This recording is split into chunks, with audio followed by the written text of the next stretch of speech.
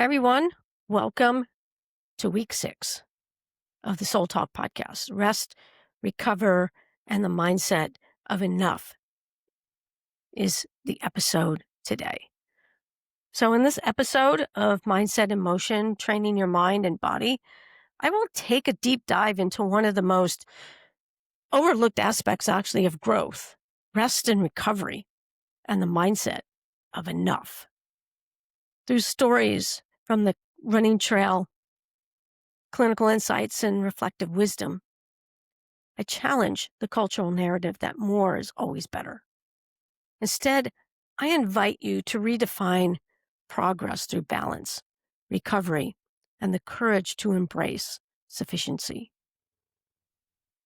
If you like this episode or you like this series, please hit the subscribe button to my YouTube channel for more conversations on wellness, running, and the mind-body connection.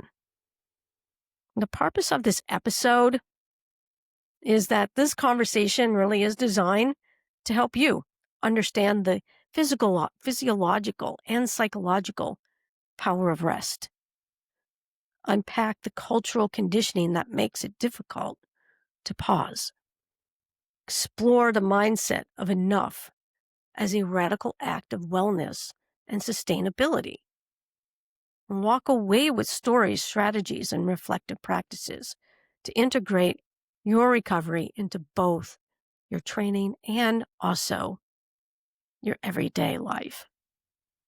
When I think about rest, I'm reminded of one particular half marathon years ago, probably one of the first ones that I've done.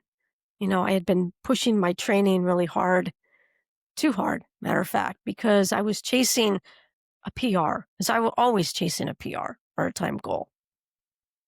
I ignored the signals that, the heaviness in my legs, the irritability sometimes that crept into my mornings, and the restless sleep of this always being on my mind. And so the day of the race, I felt depleted before I even lined up at the starting line. And by mile 6, I knew I had trained past the point of growth. I didn't honor my recovery. That race became a turning point for me because really it taught me that rest is not weakness. Rest is actually wisdom. So the science of it all is straightforward. When we work out, we're creating controlled stress. Muscles tear, bones absorb load, and the nervous system fires at high capacity. But adaptation, the rebuilding, the strengthening, the efficiency only happens in recovery. It's in the hours of sleep, the quiet walks, which are slow, and the restorative meals that we eat, the days we choose not to lace up our shoes, that the body integrates the training. See, without this cycle, the body breaks down. Overtraining syndrome, burnout, injuries, they're not signs of laziness. They're signs of ignoring your recovery. And I see this pattern in life as much as I do in the sport of running or in any sport that I've ever done. We push and we push and we grind and we grind and we believe we'll catch up on rest later. I've heard people say, well, I'll rest when I'm dead. But later rarely comes, right? So here's where it gets tricky. For many of us, the hardest workout isn't on the track or the road or the treadmill or the bike. It's learning to stop. It's learning to hold back. We've been conditioned to equate value with productivity. We do that in our work too. The question is, am I doing enough? Always hovers over us. Enough miles, enough hours at work, enough success.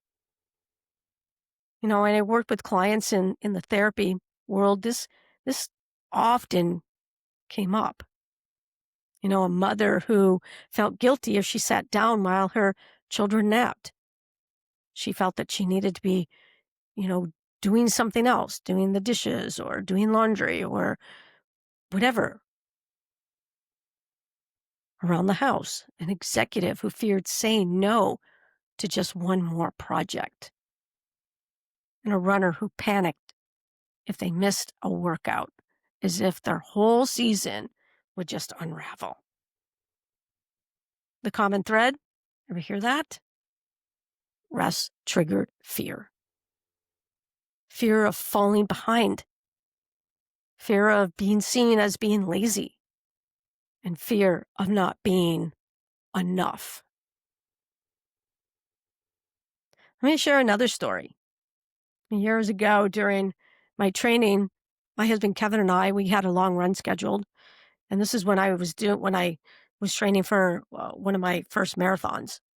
We had an 18-mile training run scheduled. And that morning was super humid, the kind where, you can feel the air that feels really thick, and every step costs more energy than usual. So by mile 12, I could feel the toll on my body. We had a choice. We could push for 18, or we could call it at 14. Everything in me wanted just to push. Because it was like, nope, 18's on the books. Let's do it. After all, the plan said 18, but my body was saying otherwise. It said no. So I stopped. And that day, stopping really was enough. So what happened? I did recover faster, avoided injury, and still had a strong race a month later. That experience reframed what enough means for me. It's not giving up. It's giving into the wisdom of the moment. So the mindset of enough doesn't mean complacency. It doesn't mean never striving. It means recognizing that sufficiency is not failure. It's sustainability. Enough is honoring the season that you're in. Right now, I'm in a season of injury. Been in this season since June for about the last 3 months. And I'll tell you, it's been getting to me. And it's, feeling lazy, feeling like I'm not enough. But again, my body has been saying, you need to rest. All these years of pushing and over pushing got me to the point to where I was dead in my tracks, that I had to stop. So enough is choosing recovery, not as an afterthought, but again, as a practice of trust. That's what you've done matters, that your body and mind will carry you forward if you let it restore. So think about it. Enough might mean one less hour of screen time and one more hour of sleep. Enough might mean walking the dog instead of logging a tempo run. Enough might mean saying no to a project so you can say yes to your well-being. A lot of times we don't say yes to our well-being. We say yes to everybody else. So this week, I invite you to practice rest and recovery intentionally. So here are 3 tools that I'd like to leave with you. Schedule your rest. What isn't scheduled doesn't get done. So schedule your rest. Literally put it in your calendar. Protect it as fiercely as you protect a workout or a meeting. And catch scarcity language. When you hear, I didn't do enough, pause. Become aware of what you're thinking.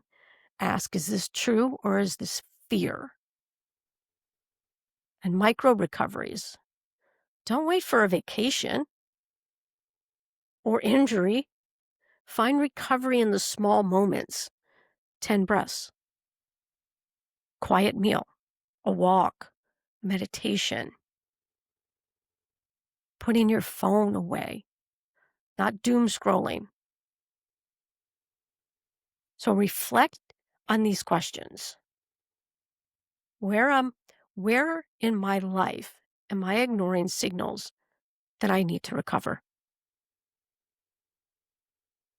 What would it look like to honor enough this week? How would my body and spirit benefit if I trusted rest as much as I trust effort? I'll close with this image.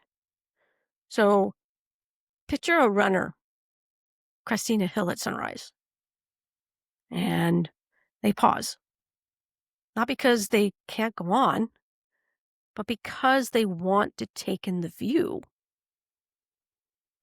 That pause doesn't erase the effort, it completes it.